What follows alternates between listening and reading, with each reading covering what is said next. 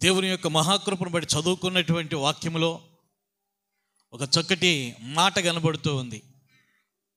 దేవునికి ఒక ఆలోచన కలిగింది. పరలోకంలో నన్ను స్తుతిస్తూ ఉన్నారు దూతలు, మహాదూతలు, తేజోవాసులు అందరూ కూడా నన్ను స్తుతిస్తున్నారు, ఘనపరుస్తూ ఉన్నారు. భూలోకములో నన్ను స్తుతించడానికి, నన్ను కీర్తించడానికి, నన్ను ఆరాధించడానికి నాకు ఒక స్వకీయ ధనము కావాలి, సొంత ప్రజలు కావాలి అని చెప్పి దేవాది దేవునికి ఒక ఆలోచన కలిగింది. ఆ ఆలోచన మేరకు ఏ వంశాన్ని ఏర్పాటు చేసుకోవాలి, ఏ గోత్రాన్ని నన్ను స్తుతించు వారిగా ఎన్నుకోవాలి, ఎవరిని నన్ను ఆరాధకులుగా ఎన్నుకోవాలి అని చెప్పి దేవాది దేవునికి అనిపించింది. చూస్తే ఆయనకు బాగా నచ్చినటువంటి వారు ఎవరో తెలుసా? యాకోబు వంశస్థులంట. దేవునికి స్తోత్రం చెప్పుకుందామా? హల్లెలూయా. చదువుకున్నటువంటి లేఖనములో ఆ మాట వ్రాయబడి ఉంది.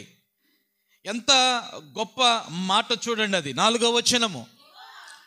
యెహోవా తన కొరకు యాకోబును ఏర్పరచుకొనెను, తనకు స్వకీయ ధనముగా ఇశ్రాయేలును ఏర్పరచుకొనెను. యావత్ ప్రపంచంలో ఉన్నటువంటి జనాభాలో ఇశ్రాయేలీయులను లేక యాకోబు సంతతిని తనకు స్వకీయ ధనముగా, తనను స్తుతించటానికి, తనను ఘనపరచటానికి, తనను హెచ్చించటానికి ఎవరిని ఎన్నుకున్నాడంట? యాకోబు సంతతిని. దేవునికి స్తోత్రం. హల్లెలూయా. గొప్ప దేవుడు ఆయన, మహిమాన్వితుడు ఆయన.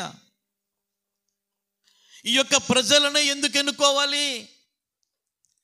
వారు ప్రపంచానికి నడిబొడ్డున ఉన్నారట. ప్రపంచానికి నడిబొడ్డున ఉన్నటువంటి వారిని ఎన్నుకున్నాడు. ఆమేన్. దీపాన్ని వెలిగించిన తరువాత అది జనులందరికీ కూడా కాంతినివ్వటానికి మధ్యలో ఎలాగైతే పెడతామో, ఈ ప్రజలను గనక ఏర్పాటు చేసుకున్నట్లయితే, ఈ ప్రజలకు నా మహిమను, నా ఘనతను చూపించినట్లయితే, నా అద్భుత కార్యాలు వీరి పట్ల చేసినట్లయితే, చుట్టూ ఉన్నటువంటి జనాంగము అవలేలగా తెలుసుకుంటారు. ఏదో ఒక కార్నర్లో, ఏదో ఒక మూలన, ఏదో ఒక ప్రక్కన ఉన్నటువంటి ప్రజల్ని ఎన్నుకోలేదు. అలా ఎన్నుకున్నట్లయితే ఆ ప్రజలకు, ఆ ప్రాంతానికి, ఆ స్థలానికి చెందినటువంటి ప్రజలకే సొంతమైపోతాడు ఆయన. కానీ అలా చేయలేదు ఆయన మహాజ్ఞాని. అందుకని చెప్పి ప్రపంచములో నడిబొడ్డున ఉన్నటువంటి ప్రజానీకం ఎవరున్నారో అని చెప్పి ఆలోచన చేసి ఇశ్రాయేలీయులను దేవుడు ఏం చేసుకున్నాడు? ఎన్నుకున్నాడు. దేవునికి స్తోత్రం. హల్లెలూయా. ఎస్. కారణం ఏమిటి అన్నప్పుడు, ఆయన్ను ఘనపరచడానికి, ఆయన యొక్క మహాత్యమును తెలపడానికి ఆయన మనుషులనే కాదు, స్థలాలను కూడా ఏర్పాటు చేసుకుంటాడు. దేవునికి స్తోత్రం. ప్రజలనే కాదు, ఆయన స్థలాలను కూడా ఏర్పాటు చేసుకుంటాడు. దేవునికి స్తోత్రం. హల్లెలూయా. అంతే కదా. ఆయన పరిచర్య కొరకు, లేకపోతే ఆయన ఉద్దేశము నెరవేర్చుట కోసం ఆయన ప్రజలనే కాదు, స్థలాలను ఏర్పాటు చేసుకుంటాడు. కొన్ని వస్తువులను ఏర్పాటు చేసుకుంటాడు. ఆమేన్. అర్థమైందా? కొన్ని జంతువులను ఏర్పాటు చేసుకుంటాడు ఆయన. కొన్ని పదార్థాలను ఏర్పాటు చేసుకుంటాడు ఆయన. దేవునికి స్తోత్రం. హల్లెలూయా. ఆయన ఏర్పాటు అంతా కూడా అద్భుతంగా ఉంటుంది. నిజంగా ఇక్కడ కూర్చున్నటువంటి జనాంగం ఆనాటి జనమే కాదు. ఎవరు? యాకోబు వంశస్థులే కాదు, యాకోబు ప్రజల్ని ఏర్పాటు చేసుకోలేదు. ఈరోజు మనల్ని కూడా ఏర్పాటు చేసుకున్నాడు. పేతురు రాసినటువంటి మొదటి పత్రిక 2వ అధ్యాయం 9వ వచనములో ఎంత చక్కటి మాట వ్రాయబడి ఉందో చూడండి. పేతురు గారు సెలవిస్తూ ఉన్నారు.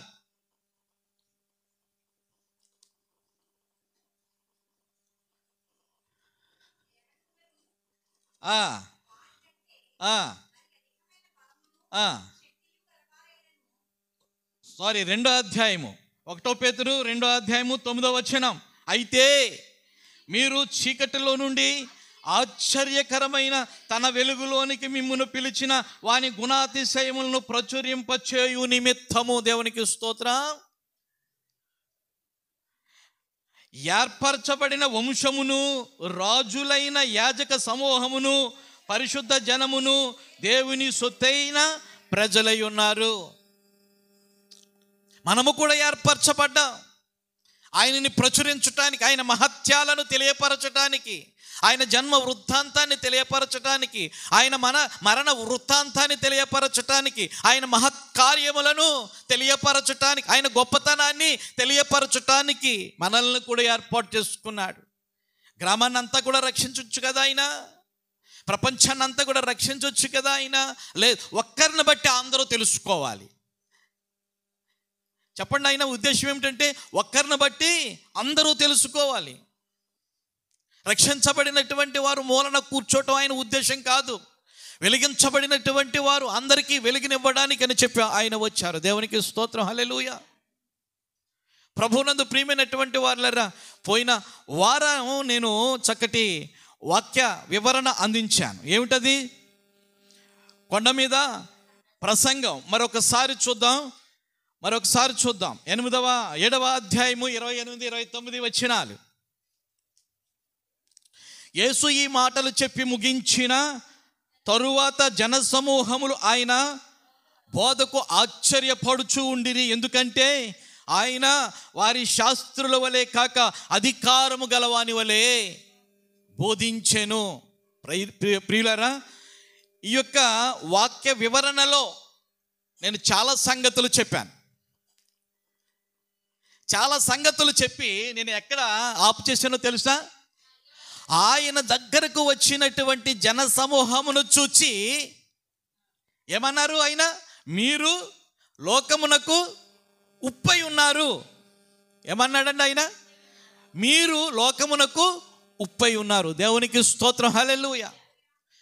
ఈ యాకోబు వంశస్థులు ఎవరైతే ఉన్నారో, హల్లెలూయా, యూదులు ఎవరైతే ఉన్నారో, ఈ 12 గోత్రాల ప్రజలు కూడా ఎవరైతే ఉన్నారో వాళ్ళు ఏమై ఉన్నారు చెప్పండి? లోకానికి ఉప్పై ఉన్నారు. ఆయన కృప వల్ల ఏర్పరచబడ్డ మనము కూడా ఉప్పై ఉన్నాం. ఆమేన్. ఎలా ఉన్నాము? ఉప్పై ఉన్నాం. ఉప్పు ఎప్పుడు కూడా కుళ్ళిపోయిన దానిని ఏం చేస్తుంది చెప్పండి? ఏం చేస్తుంది? కాపాడుతూ వస్తుంది. ఆమేన్. ఏం చేస్తుందండి? కుళ్ళిపోయినటువంటి దానిని కాపాడుతూ వస్తుంది. దేవునికి ఒక పదార్థము అది పాడవకుండా కాపాడే బాధ్యత ఏది తీసుకుంది? వస్తువులలో ఉప్పు తీసుకుంది. అలాగునే ప్రపంచములో మీరు పనికొచ్చేవారు. ఆమేన్. మీకు మీరు అనుకుంటున్నారు నన్ను ఎవరు చూడటం లేదు, నన్ను ఎవరు పట్టించుకోవటం లేదు అని చెప్పి. ఇశ్రాయేలుని ఎవరు పట్టించుకోలేదు. పట్టించుకున్నటువంటి వాడు ఎవరో తెలుసా? నా దేవుడే. ఆమేన్. ఈరోజు మీరు కూడా అనుకోవచ్చు, నన్ను ఎవరు పట్టించుకోవటం లేదు, నన్ను ఎవరు చూడటం లేదు, నాతో ఎవరు మాట్లాడటం లేదు, నా దగ్గరికి ఎవరు రావటం లేదు, నన్ను ఎవరు బలపరచటం లేదు అని చెప్పి. కానీ నీ కొరకు ప్రాణం పెట్టినటువంటి నా యేసయ్య నిన్ను చూస్తున్నాడు. దేవునికి స్తోత్రం, హల్లెలూయా. ఈరోజు ఇశ్రాయేలు ప్రజలు చిన్నగానే ఉన్నారు, కానీ యావత్ ప్రపంచము కూడా వాళ్ళని చూసి ఏం చేస్తుంది? భయపడుతుంది. నువ్వు కూడా అంతే. నీ ప్రార్థనను చూస్తే భయపడాలి అందరూ. నీ సంతోషాన్ని చూసి అందరూ కూడా ఏం చేయాలంటే అతిశయపడాలి. ఆమేన్.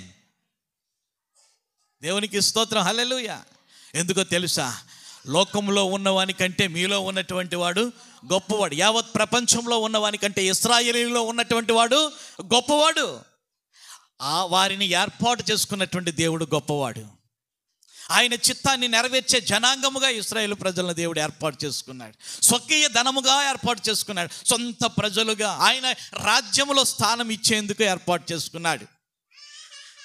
కొండ మీద ప్రసంగం చేస్తూ ఉన్నటువంటి సమయంలో ఆయన దగ్గరకు వచ్చినటువంటి ప్రజలతో నిరుత్సాహముతో ఉన్నటువంటి ఆ యొక్క ప్రజలతో ఒక ఉత్సాహాన్ని, ఒక ఉజ్జీవాన్ని ఏం చేస్తున్నాడంటే, మీరు నిష్ప్రయోజనం కాదు, అందరికీ ప్రయోజకులు. దేవునికి స్తోత్రం, హల్లెలూయా. ఈరోజు టెక్నాలజీ ఎక్కడుందో తెలుసా? ఇశ్రాయేలీలోనే ఉంది. ఆమేన్.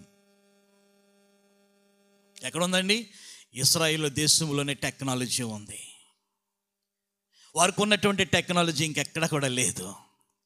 ఈరోజు దేవుని బిడ్డలుగా పిలువబడుతున్నటువంటి యూదులే ఈ లోకంలో ఉన్నటువంటి మానవాళికి సంబంధించినటువంటి యంత్రాలు తయారు చేసిన, బ్రతుకు తెరువు కోసము ఏది కనిపెట్టినా వాళ్ళే కనిపెట్టారు. దేవునికి స్తోత్రం, హల్లెలూయా.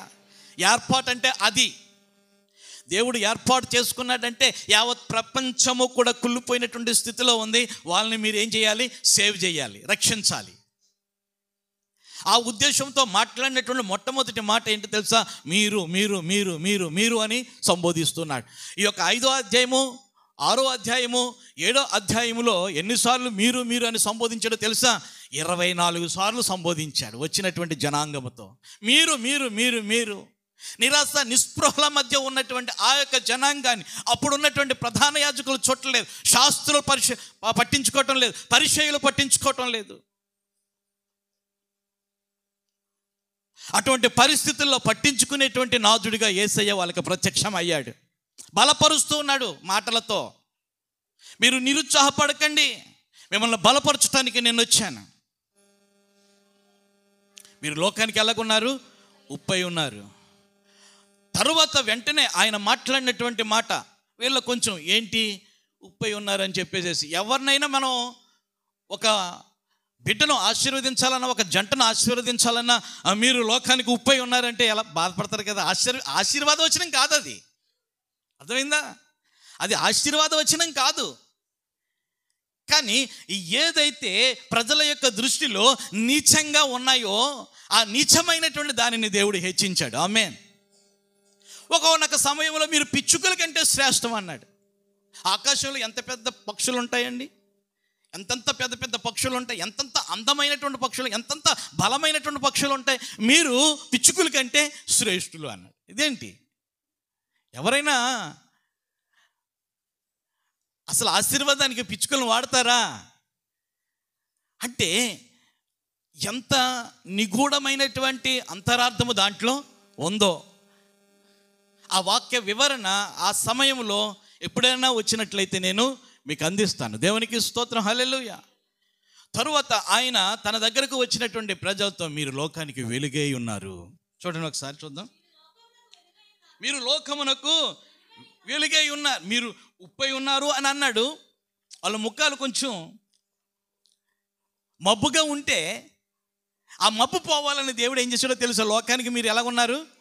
వెలుగై ఉన్నారు. దేవునికి స్తోత్రం, హల్లెలూయా. yes, వెలుగై ఉన్నారు. యేసయ్య ఆనాటి ప్రజలనే కాదు మనల్ని కూడా ఏం చేశాడండి? చీకటి నుండి ఆశ్చర్యకరమైన వెలుగులోనికి నడిపించాడంట. దేవునికి స్తోత్రం. మీరు వెలుగుతున్నారా? వెలుగుతున్నారా? మీరు వెలుగును పంచిపెడుతున్నారా? మనం వెలుగుతో ఉన్నట్లయితే మన యొక్క బ్రతుకు వెలుగుమయంగా ఉండాలి, మన యొక్క చూపు వెలుగుమయంగా ఉండాలి, మన యొక్క మాట వెలుగుమయంగా ఉండాలి, మన యొక్క ప్రవర్తన వెలుగుమయంగా ఉండాలి. వారు దేవుని యొక్క సన్నిధికి వెళుతూ ఉన్నారు, వారు పరిశుద్ధులు, వారు పవిత్రులు. ఆడిన మాట జవదాటరు. వాళ్ళు మాట ఇచ్చారు అంటే వాళ్ళు చేస్తారు అన్నటువంటి విధానంగా మన యొక్క బ్రతుకులు వెలగాలి. దేవునికి స్తోత్రం, హల్లెలూయా. ప్రభునందు ప్రియమైనటువంటి వారులారా, ఇక్కడ మనము గమనించినట్లయితే యేసుక్రీస్తు ప్రభులు వారు ఏమంటున్నారంటే మీరు లోకానికి వెలుగై ఉన్నారు. నేను ఎవరికి పని చేయట్లేదు, ఎవరు నన్ను పట్టించుకోవట్లేదని బాధపడొద్దు సుమా. మిమ్మల్ని నేను వెలిగిస్తూ ఉన్నాను. మీరు లోకానికి వెలుగై ఉన్నారు. ఏదో ఒక పేటకు కాదో, ఏదో ఒక దేశానికి కాదో. ఏమంటున్నాడండి? లోకానికి, సర్వలోకానికి. దేవునికి స్తోత్రం, హల్లెలూయా. సర్వలోకానికి. మీరు చేస్తున్నటువంటి పనులు ఏవైతే ఉన్నాయో, మీరు కనిపెడుతూ ఉన్నటువంటి యంత్రాలు ఏమైతే ఉన్నాయో, పరికరాలు ఏమైతే ఉన్నాయో, సర్వలోకానికి అవి అవసరం. నేను జ్ఞానం ఇచ్చేవాడిని. ఎస్, ఈరోజు మనం ప్రార్థన చేస్తున్నాం అనుకోండి, అనేక మంది బాగుపడుతున్నారు. మనం ప్రార్థన చేస్తున్నాం అనుకోండి, అనేక మంది మార్చబడుతున్నారు. ఆ ప్రార్థనా శక్తి తెలుసుకున్నటువంటి వారు ఏమంటున్నారంటే, మా కోసం ప్రార్థన చెయ్యండి, మాకు ఈ బాధలు ఉన్నాయి, మాకు ఈ కష్టాలు ఉన్నాయి, దేవుని దగ్గర ప్రార్థన చేయండి. చెప్పుకున్నటువంటి సంగతులను బట్టి ప్రార్థన చేస్తున్నప్పుడు దేవుడు గొప్ప విడుదల ప్రసాదిస్తున్నాడు. దేవునికి స్తోత్రం, హల్లెలూయా. ప్రభునందు ప్రియమైనటువంటి వారులారా, ఆయన ఏర్పాటు చేసుకునే జనాంగంలో మనం ఉన్నాం. ఆయన జన్మ కొరకు కూడా ఒక మనిషిని ఏర్పాటు చేసుకున్నాడు, కన్యకైనటువంటి మరియను. దేవునికి స్తోత్రం, హల్లెలూయా. ఎవరండి? కన్యకైనటువంటి మరియను ఏర్పాటు చేసుకున్నాడు. ఆయన భూలోకానికి రావడానికి ఆయన ఏర్పాటు చేసుకుంటాడు. నీకున్న వస్తువుల్ని ఏర్పాటు చేసుకుంటాడు ఆయనకి ఇష్టమైతే. నీ దగ్గర ఉన్నటువంటి పశువుల్ని ఏర్పాటు చేసుకుంటాడు ఆయనకి ఇష్టమైతే. దేవునికి స్తోత్రం, హల్లెలూయా. ఆయన ఏర్పాటు చేసుకుంటాడు. ఆయన ఏర్పాటులో మనం ఉన్నాం.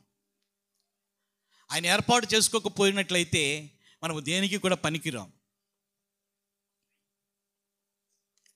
అయితే అక్కడ ఉన్నటువంటి వారితో దేవుడు మాట్లాడుతున్నాడు యేసయ్య. ఏమిటంటే, మీలో ఒక రకమైనటువంటి అనుమానం ఉండిపోయింది. ఏమిటంటే అది, మేము చచ్చిపోతే నరకానికి పోతాం, శాస్త్రులు పరిచయులు గనక చచ్చిపోతే వాళ్ళు పరలోకానికి వెళ్తారని చెప్పి. ఎందుకనంటే వాళ్ళు నీతిమంతులుగా కనబడుతున్నారు మీ యొక్క దృష్టిలో.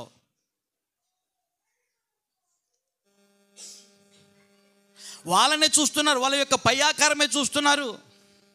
వాళ్ళ చేతిలో ధర్మశాస్త్రం ఉన్నది, ధర్మశాస్త్రం యొక్క విధులు వాళ్ళే నిర్వర్తిస్తూ ఉన్నారు. వాళ్ళే అసలైనటువంటి దేవుని యొక్క బిడ్డలు అని చెప్పి మీరు అనుకుంటున్నారు. లేదో, మిమ్మల్ని అందరినీ కూడా నేను ఏర్పాటు చేసుకున్నాను. వాళ్ళ నీతి కంటే మీ నీతి అధికమైతేనే మీరు ఎక్కడికి వస్తారు? పరలోకం చేరతారు. దేవునికి స్తోత్రం, హల్లెలూయా. ఎంత గొప్ప మాట చూడండి. శాస్త్రుల నీతి కంటేను, పరిసయ్యుల నీతి కంటేను మీ నీతి అధికము కాని ఎడల మీరు పరలోక రాజ్యములో ప్రవేశింపనేరని మీతో చెప్పుచూ ఉన్నాను. నిజమే, వారిలో నీతి ఉంది. వాళ్ళలో ఏముంది? నీతి ఉంది. ఆ నీతి ఇతరులకు కనబడాలని, ఇతరులకు చెయ్యాలని చెప్పి వాళ్ళు బహుప్రయత్నం చేసి నీతిమంతులుగా వాళ్ళు కనబడుతున్నారు. కానీ వాళ్ళ యొక్క నీతి కంటే మీ నీతి అధికం అవ్వాలి అన్ని విషయాలలో కూడా. ఎందుకనంటే ధర్మశాస్త్రము, శాస్త్రులు కానీ పరిచయులు కానీ ఏం చూస్తున్నారంటే పైనే చూస్తున్నారు, కానీ లోపలికి వెళ్ళలేకపోతున్నారు. పైన చదువుతున్నారు, చదివిన దానిని వాళ్ళు ఆచరిస్తూ ఉన్నారు. ఆచరించిన దానిని బట్టి మనము నీతిమంతులమని చెప్పి వాళ్ళు తలుస్తున్నారు. వాళ్ళ యొక్క నీతిని చూసి మీరు ఏమంటున్నారంటే, మనం చనిపోతే పాతాళానికి పోతాం, వాళ్ళు చనిపోతే పరలోకానికి వెళతారని చెప్పి అనుకుంటున్నారు. ఆ రహస్యము దేవాది దేవుడు బట్టబయలు చేశాడు. అక్కడ ధర్మశాస్త్రంలో ఏమని వ్రాయబడి ఉంది? నరహత్య చేయకూడదు. ఏమని ఉంది? నరహత్య చేయకూడదు అని ఉంది ధర్మశాస్త్రంలో. వాళ్ళు నరహత్యలు చేయటం లేదు, ప్రాణహత్యలు చేయటం లేదు అని చెప్పి వాళ్ళు అనుకుంటున్నారు. ఇంకొక విషయం చెప్పనా నేను, నీకు కోపం వచ్చి పక్కవాడిని చూసి పనికి మాలినటువంటి వాడా అంటే నరహత్య కంటే ఘోరం తెలుసా అని చెప్పి, నరహత్య అనేటువంటి మాటలో, ధర్మశాస్త్రంలో ఉన్నటువంటి మాటలో ఉన్నటువంటి అర్థం ప్రభు అయినటువంటి యేసయ్య అక్కడ విప్పి చెప్పాడు. ఏం చేతనంటే ధర్మశాస్త్ర పితామహుడే ఆయన. ఆమేన్. ధర్మశాస్త్రం ఇచ్చిందే యేసయ్య. ఆయనకి ఆ మాటలో ఉన్నటువంటి అంతరార్థమో తెలుసు. అయితే శాస్త్రులు పరిచయులు ఏం చేస్తున్నారంటే, మనం నరహత్యలు చేయటం లేదు కదా అనుకుంటున్నారు. అంతే, మనం నరహత్యలు చేయటం లేదు, ధర్మశాస్త్రము తూచా ఏదైతే చెప్పిందో అదే మనము తూచా తప్పకుండా మనం చేస్తున్నాం, మనం పాటిస్తున్నామని చెప్పి విర్రవీగుతూ ఉన్నారు. కానీ వాళ్ళు చాలా నరహత్యలు చేస్తూ ఉన్నారు. మీరు ఎందుకు పనికి రానటువంటి వారని చెప్పి చిన్న చూపు చూస్తున్నారు. మిమ్మల్ని పనికి మాలినటువంటి వాళ్ళు అని అంటున్నారు. మీరు వ్యర్థులు అని చెప్పి వాళ్ళు తిడుతున్నారు. ఆ నోరు ఎప్పుడైతే పడేసుకున్నారో వాళ్ళలో ఉన్నటువంటి పరిశుద్ధత, వాళ్ళ యొక్క నీతి పోయింది. వాళ్ళకంటే గొప్పవాళ్ళు మీరే. నా ప్రేమను కలిగి మీరు ఉండండి. ఇంకొక విషయాన్ని మనం చూస్తూ ఉన్నప్పుడు అక్కడ వ్రాయబడినటువంటి మాటలో వ్యభిచరించవద్దు అని చెప్పి వాళ్ళు అంటున్నారు. ఏమంటున్నారు? వ్యభిచరించవద్దు అని వ్రాయబడి ఉంది కదా ధర్మశాస్త్రంలో. మేము వ్యభిచారం చేయటం లేదని చెప్పి వాళ్ళు అనుకుంటున్నారు. కానీ వాళ్ళు ఏం చేస్తున్నారో తెలుసా? మనసు నిండా వాళ్ళు ఆ కోరికలే కలిగి ఉన్నారు. వాళ్ళు నీతిమంతులు ఎలాగవుతారు? వాళ్ళ నీతి కంటే మీ నీతి అధికమవ్వాలి అంటే పరస్త్రీని మోహపు చూపుతో చూడొద్దు సుమా. యేసయ్య అక్కడ బహిర్గతం చేశాడు. ధర్మశాస్త్రం ఇచ్చింది ఆయనే. ఆ మాటలో ఉన్నటువంటి అంతరార్థం ఏం చేస్తున్నాడంటే ఆయన బహిర్గతం చేస్తూ ఉన్నాడు. మేము నీతిగానే నడుస్తున్నామని చెప్పి అనుకుంటున్నారు. ధర్మశాస్త్రంలో ఉన్నటువంటి మాటలు మనం పాటిస్తున్నాము కదా అని చెప్పి వాళ్ళు అనుకుంటున్నారు. కానీ వాళ్ళు ఏం చేస్తున్నారు? వాళ్ళ దగ్గరకు వచ్చినటువంటి వాళ్ళతో అసభ్యకరంగా మాట్లాడటమే కాదు, కానీ వాళ్ళు ఏం చేస్తున్నారు? చూపును కూడా పాడు చేసుకుంటున్నారు. అప్పుడే వాళ్ళు ఏం చేశారు? వాళ్ళతోటి జారత్వ క్రియలు చేస్తూ ఉన్నారు. చాలా జాగ్రత్త సుమ. అంతేకాదు, వాళ్ళు ప్రార్థన చేస్తుంటే ఆ ప్రార్థనను చూసి మీరేం చేస్తున్నారు? భయపడిపోతున్నారు. అయ్యో, ఆ ప్రార్థన మనకు రావటం లేదు. వాళ్ళ సొంత వీధుల్లో చేస్తున్నారు, జంక్షన్లో చేస్తున్నారు, కోడలలో చేస్తున్నారు, అందరికీ కనబడేటట్లుగా చేస్తున్నారు అని చెప్పి అనుకుంటున్నారు కదా. అనుకుంటున్నారా లేదా? అనుకుంటున్నారు కదా. కానీ అది వేషధారణ ప్రార్థన. వాళ్ళు చేసేది వేషధారణ. గుడ్డలకు విలువిస్తున్నారు కానీ గుండె లోతుల్లోనికి ఆ వాక్యం వెళ్ళడం లేదు. వాళ్ళు మార్చుకున్నటువంటి బట్టలను బట్టి వాళ్ళే నీతిమంతులని మీరు ఎంతవరకు కూడా భ్రమించారు. కానీ వాళ్ళ నీతి కంటే మీలో నీతిని నెలకొల్పటానికి నేను వచ్చాను. రహస్యమందు ఉన్నటువంటి తండ్రికి మీరు రహస్యంగానే ప్రార్థన చెయ్యాలి. మీకు అక్కరగా ఉన్నవేవో ఆయన మీకు దయచేస్తాడు. వాళ్ళు చేసేదంతా కూడా వేషధారణ. ప్రమాణాలు చేసేటప్పుడు వాళ్ళు ఏం చేస్తారో తెలుసా? ఒట్టులు కూడా పెట్టుకుంటారు. అప్రమాణాలు అయ్యి నీ మాట అవునంటే అవును, కాదంటే కాదు. మీరు ఒట్టులను చూసి అబ్బా ఎంత సత్యవంతులు అని చెప్పి మీరు అనుకుంటున్నారు, కానీ అప్రమాణాలు చేస్తున్నారు వాళ్ళు. ఎందుకని ఈ యొక్క శాస్త్రుల యొక్క బోధన ఖండిస్తున్నాడు నా యేసయ్య అంటే నేను అనుకుంటాను, యేసుక్రీస్తు ప్రభువు వారి యొక్క తల్లి మరియమ్మ గర్భములో ఉండగా వాళ్ళు ఒక పరీక్ష పెట్టారు. ఏంటండి? ఒక పరీక్ష పెట్టారు మరియమ్మ తల్లికి. ఏంటో తెలుసా ఆ పరీక్ష? నీవు సంఘంలో, సమాజంలో మంచి పేరున్నటువంటి పిల్లవమ్మా నువ్వు. అదిగో యోసేపు అనేటువంటి యవ్వనస్తుడితో మీకు ఎంగేజ్మెంట్ అయ్యింది. మీరిద్దరూ కూడా శారీరకంగా కలవకుండగానే నువ్వు గర్భం దాల్చావు. ఇది దేవుని ద్వారా వచ్చింది అని చెప్పి, పరిశుద్ధాత్మ ద్వారా వచ్చిందని చెప్పి మాకు మభ్య పెడుతున్నావు. ఇంతమంది పెద్దలు ముక్కును వేలేసుకుంటున్నారు. నీ గొప్పతనం ఏమిటో, నిజంగా నువ్వు పాపము చెయ్యలేనటువంటి దానం అయితే, నీ భర్తను మోసగించని దానం అయితే ప్రమాణము చెయ్యి అని చెప్పి ప్రధాన యాజకుల వారి యొక్క సమాజానికి ఈడ్చుకుని వెళ్ళారంట ఆ అమ్మాయిని, మరియమ్మ తల్లిని అక్కడికి వీడ్చుకుని వెళ్ళారట. అక్కడికి వీడ్చుకుని వెళ్ళి చూడండి, సంఖ్యాకాండం చూడండి ఒకసారి, 5వ అధ్యాయం 27వ వచనము.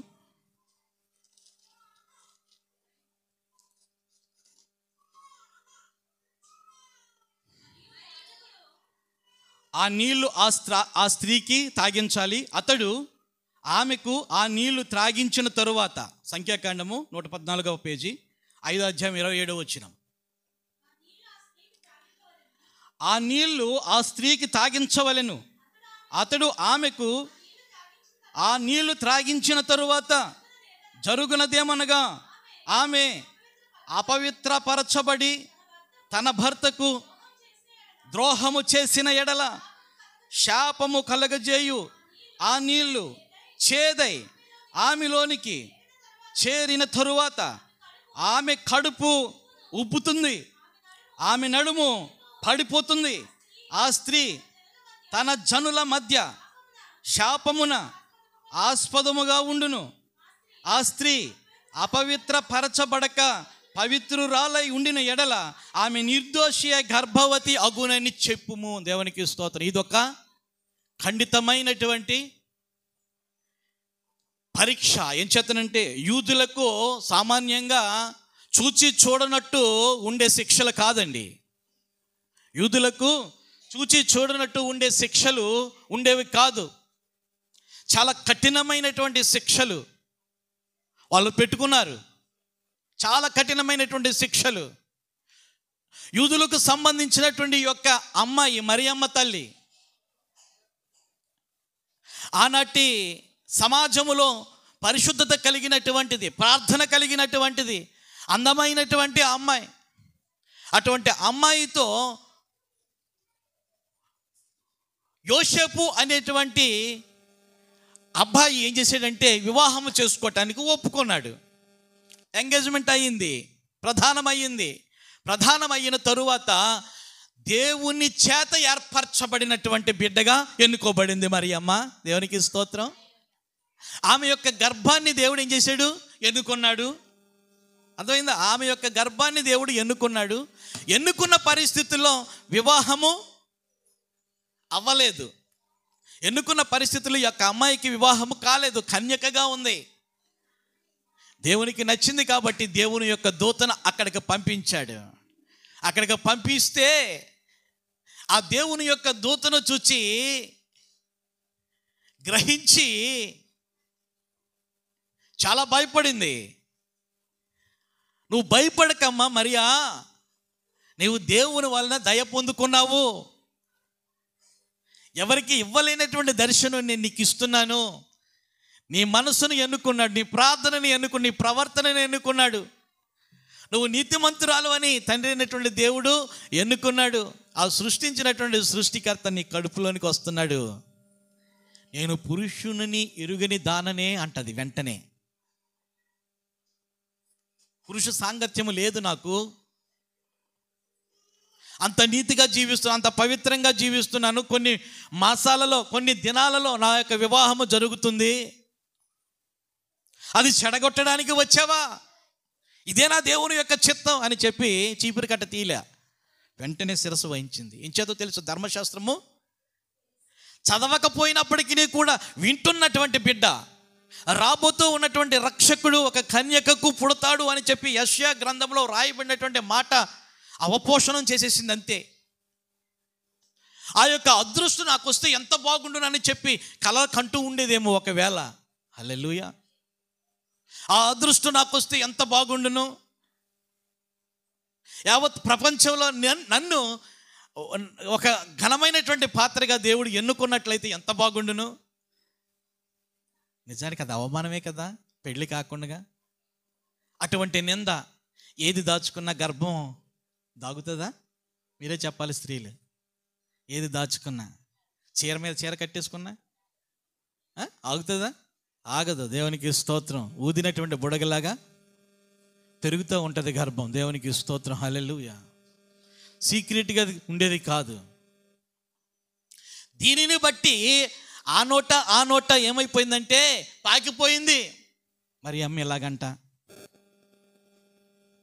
ఎంతో మంచిది అనుకున్నాం, సంఘంలో కూడా చక్కగా పాటలు పాడేది, చక్కగా హెచ్చరికలు చేసేది, చక్కగా ప్రార్థన చేసేది, యవనస్తులు ఎలాగ ఉండాలని చెప్పి యవనుల కోటిక పెట్టేది. ఎన్నో రకాలు కదా, ఉన్నాయో లేవో తెలియదు. కానీ ఒకవేళ ఇప్పుడే కనుక అలాగా జరిగితే ఇయ్యే మాటలు వస్తూ ఉంటాయి. ప్రియులరా గమనించండి.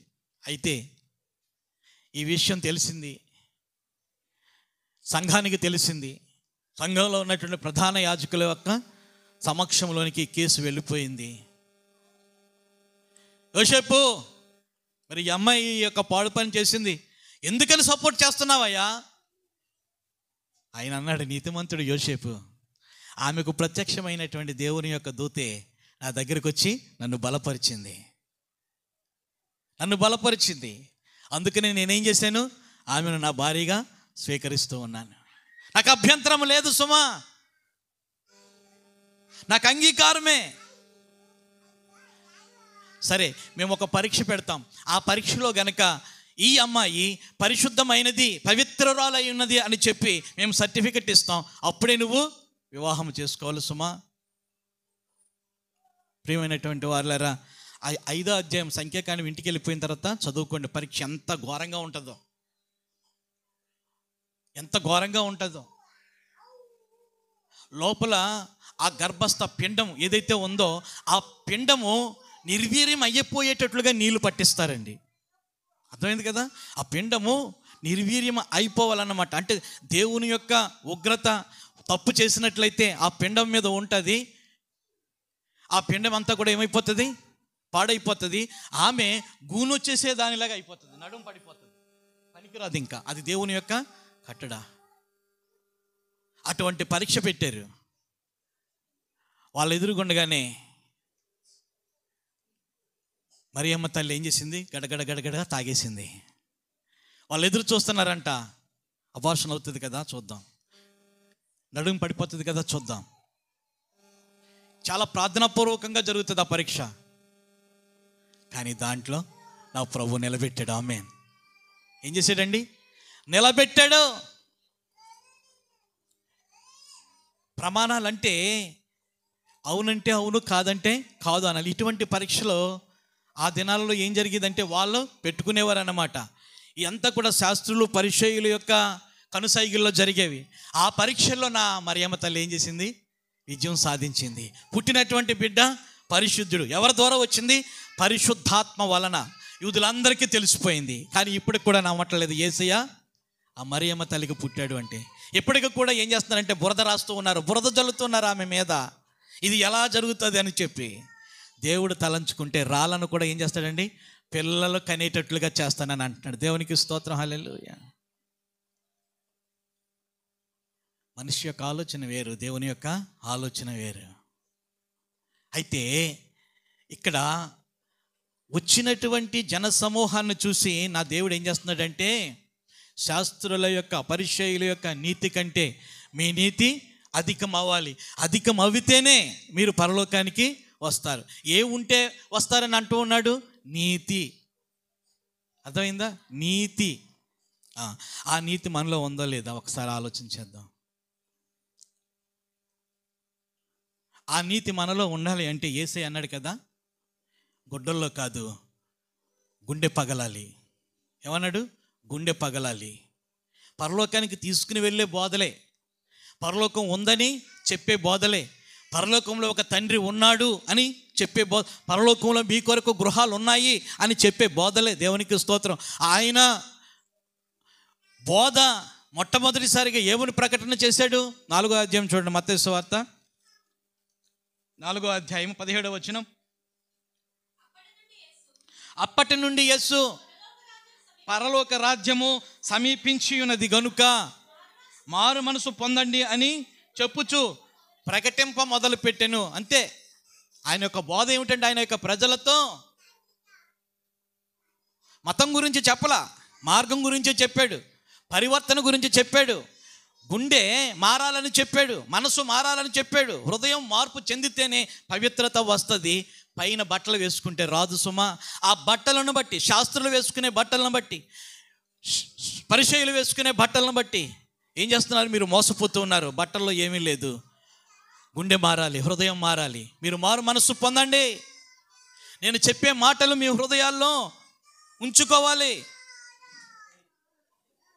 నేను చెప్పే మాటలు మీ హృదయపు లోతుల్లోనికి వెళ్ళిపోవాలి సుమా. ఎంత అద్భుతకరంగా ప్రభు బోధించాడో ప్రియులరా. పరలోక రాజ్యము ఈ బోధ చేసిన తరువాత ప్రభువు ఆమెన్ అన్నాడంట. ఆమెన్ అన్న తరువాత వాళ్ళు ఒకరి ముఖం ఒకరు చూసుకుంటున్నారంట. చదవండి ఆఖరి వచనము, 29వ వచనము. 29వ వచనము. ఏలయనగా ఆయన వారి శాస్త్రుల వలె కాక అధికారము గలవాని వలె బోధించెను. ఇంతవరకు కూడా ప్రతి విషయము కూడా కొట్టొచ్చినట్లుగా ఇది వరకు ఆ ప్రజలకు ఎవరు అధికారులుగా ఉండేవారు? శాస్త్రులు ఉండేవారు. రే మాట్లాడు. ఎవరు ఉండేవారండి? శాస్త్రులు ఉండేవారు. ఎందుకంటే ఈ యొక్క దైవ గ్రంథము యొక్క ప్రతులు వాళ్ళే రాశారు. అర్థమైంది కదా? ఈరోజు ప్రతి చరిత్ర బ్రతికి ఉన్నదంటే శాస్త్రులను బట్టేనండి. వీళ్ళ పాత నిబంధన గ్రంథము నుండి యేసుక్రీస్తు ప్రభుల వారు ఉన్నంత కాలము కూడా వీళ్ళు ఉన్నారు. ఇప్పుడు లేరు. ఇప్పుడు ప్రింటింగ్ మిషన్లు వచ్చేసినాయి, ఇప్పుడు జెరాక్స్ మిషన్లు వచ్చేసినాయి. ఆనాటి కాలంలో ప్రధాన యాజకుల దగ్గర, చక్రవర్తుల దగ్గర ఈ శాస్త్రులు పని చేసేవారండి. ఈ శాస్త్రులనే పెట్టుకునేవారు. వీళ్ళకు కూడా యూదులే. వీళ్ళకున్నటువంటి స్తోమతను బట్టి అప్పటి కాలంలో ఎంత చదువైతే ఉందో ఆ ఉన్నతమైనటువంటి చదువులు అభ్యసించినటువంటి వారు. ఏమైనా దస్తావేజులు చూసి వ్రాయాలన్నా, ఏమైనా దేవుని యొక్క ప్రవచన గ్రంథాలు విరివిగా ఉండాలన్నా వీళ్ళ లేఖికులుగా ఉండేవారండి. ఎలా ఉండేవారు? ఈ శాస్త్రులు లేఖికులుగా ఉండేవారు. వీళ్ళను ఉపయోగించి ప్రవక్తలు వ్రాసినటువంటి గ్రంథాలు, ఆ యొక్క గ్రంథపు చుట్టలను కూడా వీళ్ళ చేత వ్రాయించేవారండి. వీళ్ళ చేత వ్రాయించి ఒక చోట భద్రపరిచేవారు అన్నమాట. వీళ్ళు దేని మీద వ్రాసారంటే కాగితాల మీద కాదు. వీళ్ళు జంతువుల యొక్క చర్మం మీద సిరాతో ఏం చేసేవారంటే వ్రాసేవారు. చాలా నిష్ఠ గరిష్ఠులు వీళ్ళు. దేవుడు అనేటువంటి పదం రాయాలి అంటే ముఖము కాళ్ళు చేతులు కడుక్కుని వచ్చి వ్రాసేవారట. ఏం చేతనంటే సృష్టించినటువంటి సృష్టికర్త యెహోవా పేరు రాయాలంటే అంత భయపడుతూ రాసేవారట. ఈ శాస్త్రులు పరిచయులే ధర్మశాస్త్రోపదేశకులు. ఈ ధర్మశాస్త్రాన్ని వీళ్ళే బోధించేవారు. ధర్మశాస్త్రాన్ని వీళ్ళే బోధించేవారు. మరి బోధించే బోధకులై ఉండి అంత నిష్ఠ గరిష్ఠత కలిగినటువంటి వారి మీద యేసుప్రభుకి ఎందుకు కోపం? ఇది నా ప్రశ్న. అందరి దృష్టిలో వాళ్ళు నీతిమంతులే కదా. అందరి దృష్టిలో వాళ్ళకి శాస్త్రం అవపోషణం చేసేసారు. వాళ్ళే వ్రాస్తున్నారు, దానికి అర్థం కూడా వాళ్ళే చెప్తున్నారు. వాళ్ళే అధికారులు. నువ్వు ఇలా చెయ్యాలి అలా చెయ్యాలని చెప్పి సామాన్య ప్రజానికాన్ని వాళ్ళు ఏం చేస్తున్నారు తెలుసా? సామాన్య ప్రజానికాన్ని వాళ్ళు ఏం చేస్తున్నారు తెలుసా? వాక్యం చెప్పి భయపెడుతూ ఉన్నారు. ఇంత నిష్ఠతో ఉండాలంటే మా వల్ల కాదు. విశ్రాంతి దినము దాని గురించి చెబుతూ వాళ్ళు రాసుకున్నటువంటి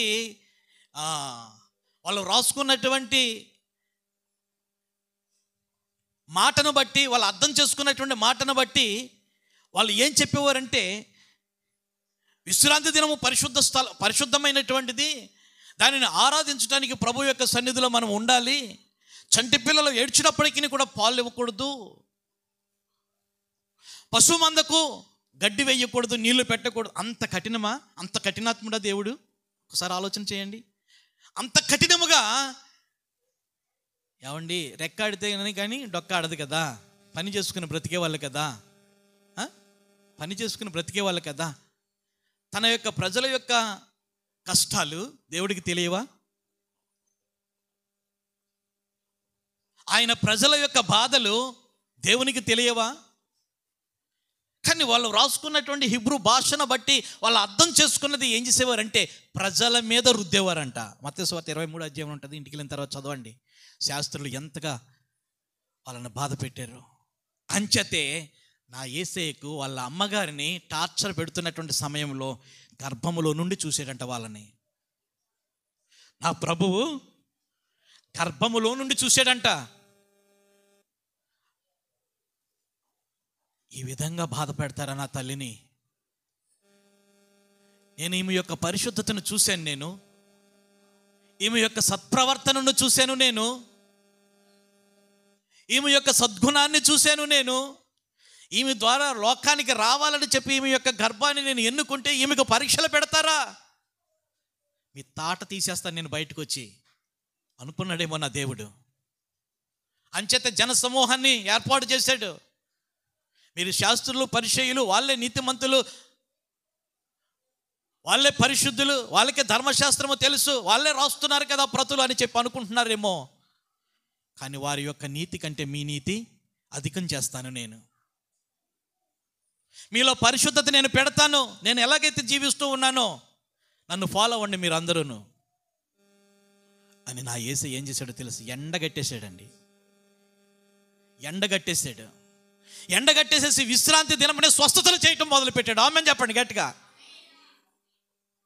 సమాజ మందిరాలలో విశ్రాంతి దినాన్ని బోధిస్తూ ఏం చేశాడండి? ఎండగట్టేశాడండి. స్వస్థతలు చేశాడు. స్వస్థతలు చెయ్యకూడదని చెప్పి వాళ్ళు ఏం చేశారు? బాయ్కట్ చేశారు. మొత్తం అంతా కూడా సమాజంగా వచ్చి విశ్రాంతి దినం అంటే విశ్రాంతి దినం, అది దేవునిది, ఇదిగో ధర్మశాస్త్రంలో రాయబడి ఉన్నది. ఎంత కఠినంగానో ప్రభు అయినటువంటి యేసుక్రీస్తు వారి దగ్గర ఈ పంచాయతీ పెట్టారు. అప్పుడు ప్రభు అన్నాడు, మీలో ఉన్నటువంటి గొర్రెలు గుంటలో పడితే మీరు తీయరా? ఏమన్నాడండి? మీలో ఎవరికైనా గొర్రెలు ఉంటాయి, తోలుకుని వెళ్తూ ఉన్నటువంటి సమయంలో గుంటలో పడుతుంది.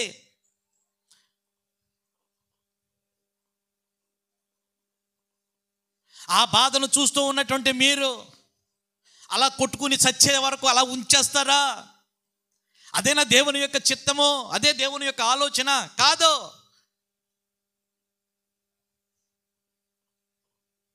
ఆ గోతిలో నుండి తీసేవాడే రక్షకుడు, దానికి మేలు చేసేవాడే రక్షకుడు, దాని మీద జాలి పడేవాడే రక్షకుడు, దాని కట్లు కట్టేవాడే రక్షకుడు. అదే కోరుకుంటున్నాడు నా దేవుడు. ఇదే దాని యొక్క అర్థం. ఇదే దాని యొక్క అర్థము. చూసారా ప్రభునందు ప్రియమైనటువంటి వారు? అదన్నమాట. ఇంతవరకు కూడా ఈ యొక్క ప్రజలు వారి యొక్క అధికారంలో మగ్గిపోయారండి. వారి యొక్క మాటలకు ఇసుకుపోయారండి. ఇంత కఠినాత్ముడా దేవుడు అని చెప్పి అనుకొని సమాజ మందిరానికి రాలేనటువంటి పరిస్థితి. అటువంటి వారిలో చైతన్యాన్ని నింపి ఆత్మదీపాన్ని వెలిగించి వారిని లోకంలోనికి వదలాలి అని చెప్పి నా యేసయ్య ఏం చేశాడు? ఆ మోక్ష మార్గ మహోత్సవ సభను అక్కడ పెట్టాడు. దేవునికి స్తోత్రం, హల్లెలూయా. అర్థమైందా? అది దాని యొక్క మాటలో ఉన్నటువంటి అర్థము. ఈ మాటలన్నీ ముగించిన తరువాత ఒకరి ముఖం ఒకరు చూసుకుంటున్నారంట. ఏమిటి, ఉప్పులో ఇంత అర్థం ఉందా? లోకానికి వెలుగై ఉన్నారని చెప్పి మీరు మీరు మీరు మీరు మనల్ని ఎంతగా హెచ్చించాడు దేవుడు. నిజమైనటువంటి దేవుడు, నిజమైన స్నేహితుడు, నిజమైన బోధకుడు. ఇక మనము శాస్త్రుల్ని కాదు, ఇక మనము పరిచర్యలను కాదు. బ్రతికితే ఈయనలా బ్రతకాలి, ఈయనతో బ్రతకాలి. ఆమేన్. అర్థమైందా? బ్రతికితే ఈయనలా బ్రతకాలి అని చెప్పి దేవాది దేవుడు ఏం చేశాడో తెలుసా? మాదిరికరంగా ఎన్నో ఎన్నో ఎన్నో ఎన్నో విషయాలను, సంగతులను వారికి బోధిస్తూ వారిని ఏం చేశాడో తెలుసా? ఆత్మీయంగా వెలిగించాడు నా యేసయ్య. దేవునికి స్తోత్రం, హల్లెలూయా. ప్రభునందు ప్రియమైనటువంటి వారులారా, దేవుడు గొప్ప దేవుడు. ఏం చేతనంటే శాస్త్రుల యొక్క గ్రంథాన్ని వ్రాసారు, వాళ్ళకి అన్నీ తెలుసని చెప్పి రాజులు కానీ లేకపోతే ప్రధాన యాజకులు కానీ ఏం చేసేవారో తెలుసా? వారు వెంటనే నడిపించుకునేవారండి. వారు వెంటే నడిపించుకునేవారు. ఏదైనా నోట్లో నుండి మాట వస్తే ఈ శాస్త్రులు రాసేసేవారట. వారు ఏదైనా ధర్మకార్యాలు చేస్తూ ఉన్నప్పుడు ఆ ధర్మకార్యాలను కూడా వీళ్ళు రాసేసేవారట. ఆ వ్రాసేసినటువంటి మాటల యొక్క చుట్టలుగా చుట్టి అవి ప్రిజర్వ్ చేయబడిన తరువాత కొన్నాళ్ళకి అవే మాటలు వెలుగులోకి వచ్చాయి. లేకపోతే చరిత్ర ఎలా తెలుస్తుంది మనకి? చరిత్ర తెలియదు. అంత నాలెడ్జీ కలిగినటువంటి వారిని నా యేసయ్య ఏం చేశాడో తెలుసా? వీళ్ళు పైపైనే చూస్తారు కానీ లోపల అశుద్ధాన్ని కడుక్కోరు. వీళ్ళు లోపలికి వెళ్ళేది ఏది కూడా పాడు చేయదు, కానీ లోపల నుండి బయటకు వచ్చేదే మానవాళ్ళని పాడు చేస్తుంది. అలాగే మీ యొక్క సమాజాన్ని పాడు చేశారు వీళ్ళు వాళ్ళ యొక్క మాటలను బట్టి. ప్రియమైనటువంటి వారులారా, నేను పరిశుద్ధుడిని కాబట్టి నన్ను పోలి మీరు నడుచుకోండి అని చెప్పి ఆ సభలో ఆ దేవుడు యేసయ్య ఏం చేశాడు? వాళ్ళని వెలిగించాడు. ప్రార్థన ఎలా చెయ్యాలో కూడా నేర్పించాడండి. దేవునికి స్తోత్రం, హల్లెలూయా. శాస్త్రుల వలె మీరు ప్రార్థన చేయొద్దు అన్నారు. మరి ప్రార్థన ఎలా చేయాలి ప్రభువా అని చెప్పి అడుగుతారు వాళ్ళు. ఒక ప్రశ్న వస్తున్నప్పుడే సత్యం అనేటువంటిది నిలబడుతుంది. ఆమేన్. సందేహం అనేటువంటిది వచ్చినప్పుడే సమాధానం అనేటువంటిది పుడుతుంది. వింటూ ఉన్నటువంటి బోధ అమాయకులకి చేయటం లేదు. ఎన్నో కష్టాలు పడినటువంటి వారికే, ఎన్నో బాధలు పడినటువంటి వారికే ఏం చేస్తున్నాడంటే నా యేసయ్య బోధ చేస్తూ ఉన్నాడు. ఆ బోధలో బాధ కలిగినటువంటి వారు, ప్రశ్నలు వేసేవారు ఉండరంటారా? ఉంటారు. వాళ్ళు తిరిగి యేసయ్యను అడగకుండా ఉంటారంటారా? అడుగుతారు. అడుగుతున్నటువంటి ప్రశ్నలకు నా యేసయ్య జవాబు చెప్తూ వాళ్ళకి ప్రార్థన నేర్పుతున్నాడు. పరలోకమందున్న మా తండ్రి, నీ నామం పరిశుద్ధపరచబడునుగాక. ఏంటి దీని అర్థం? ఈ యొక్క మాటలు వల్లించేసి ప్రతిసారి ఇదే ప్రార్థన చేస్తే లేదు. దాని యొక్క ఎవిడెన్సు, దాని యొక్క గుర్తింపు, దాని యొక్క మూలం అంతా కూడా పరలోకమందున్న తండ్రి అని చెప్పి ప్రార్థన చేయమన్నాడు. పరలోకం మనం చూస్తే కనబడుతుందా? కనిపించదు. కనబడనటువంటి దానిని మనం పొందుకోవాలంటే ఏం కావాలి? మనకి విశ్వాసము కావాలి. అదన్నమాట. పూర్ణమైనటువంటి విశ్వాసంతో కనిపించినటువంటి స్థలంలో కనిపించినటువంటి దేవునికి నువ్వు ప్రార్థన చేయాలమ్మా. ఏమని ప్రార్థన చేయాలి? నువ్వు సంబంధం పెట్టుకోవాలి. ఏమని సంబంధం పెట్టుకోవాలి? నా తండ్రి అని నువ్వు పిలవాలి. సంబంధము. కనిపించినటువంటి లోకంలో కనిపించినటువంటి ఉన్నతుడైనటువంటి దేవుణ్ణి నువ్వు పిలాలి, నువ్వు అక్కడికి వెళ్ళాలి, ఆయన ద్వారా మేలు పొందుకోవాలంటే బావ, మావయ్య, అక్క అంటే కాదు. ఆయన ఎలా పిలవాలి? నా తండ్రి, నా తండ్రి. దేవునికి స్తోత్రం, హల్లెలూయా. అలా చెబుతూ దాంట్లో ఉన్నటువంటివి, పరలోకమందున మా తండ్రి, నీ నామం పరిశుద్ధపరచబడును గాక. ఆరాధన నేర్పుతున్నాడు మరలా. పరిశుద్ధపరచబడును గాక. ఆయన పరిశుద్ధుడు, ఆయన నామం పరిశుద్ధము. ఆ నామమే యేసుక్రీస్తుగా కొండ మీద ప్రత్యక్షమయ్యాడు. కొండ మీద ప్రత్యక్షమైనటువంటి ఆ యేసు స్వామి యొక్క నోటే ఈ మాటలు వచ్చాయి. వాళ్ళ ద్వారా, ఆయన చెప్పినటువంటి మాటల ద్వారా వాళ్ళు ఏం చేశారు తెలుసా? వెలిగించబడ్డారు. ప్రభువా, మాకు ఇంకా శాస్త్రులు వద్దయ్యా, వాళ్ళ మాటలు కాదు, ఇంకా మీతోటే మేము ఉంటాం, మీతోటే మేము నడుస్తాం. అంత గొప్ప దేవుణ్ణి మనం కలిగి ఉన్నాం. దేవునికి స్తోత్రం, హల్లెలూయా. పోయిన వారం కొంత చెప్పాను, ఈ వారం కొంత చెప్పి ముగిస్తూ ఉన్నాను. దేవునికి స్తోత్రం. కాబట్టి ఈ కొండ మీద చేసినటువంటి ప్రసంగము ద్వారా మీరు బలపరచబడ్డారని చెప్పి నేను నమ్ముతూ ఉన్నాను. సామాన్యమైనటువంటి విషయాలు కాదు, అన్ని విషయాలను కూడా అక్కడ ఏం చేశాడంటే నా యేసయ్య వాళ్ళతో ముచ్చడించి వాళ్ళని ఉద్యోగపరిచాడు. ఇప్పుడు యేసుక్రీస్తు ప్రభువు వారు పరలోకానికి ఆరోహణమై వెళ్ళిపోయినప్పటికీ కూడా ఆయన తిరిగి రానే ఉన్నాడు. వచ్చేంత వరకు కూడా మనల్ని బలపరిచేది ఏమిటి? పరిశుద్ధాత్మ దేవుడు. ఆమేన్. మన చేతిలో ఉన్నటువంటి దేవుని వాక్యము, వాక్యాన్ని చూస్తూ పరిశుద్ధాత్మ దేవ మమ్మల్ని బలపరుచును ఆయన, ఇంకా సర్వసత్యంలోనికి నడిపించును ఆయన అని చెప్పి ప్రార్థన చేసుకుంటూ ఆయనకు ఇష్టలుగా మనము జీవించే కృప పొందుదాం. అందరూ కూడా కళ్ళు మూసుకోండి, ప్రార్థన చేద్దాం. పరిశుద్ధుడైన దేవా, నీకు వందనాలు. ఇచ్చినటువంటి మాటలు ప్రతి ఒక్కరి హృదయంలో ఫలించులాగును సహాయం చేయి. ఇంకా సర్వసత్యంలోనికి నడిపించి లోతైనటువంటి అనుభవము, దానిలో ఉన్నటువంటి నా తండ్రి నాయన ప్రభు ఆశీర్వాదాలు సంఘమునకు, సంఘ వీడలకు మాకును అనుగ్రహించమని యేసుక్రీస్తు వారి శ్రేష్టమైన నామంలో కోరి ప్రార్థన చేస్తున్నాను పరమ తండ్రి. ఆమేన్.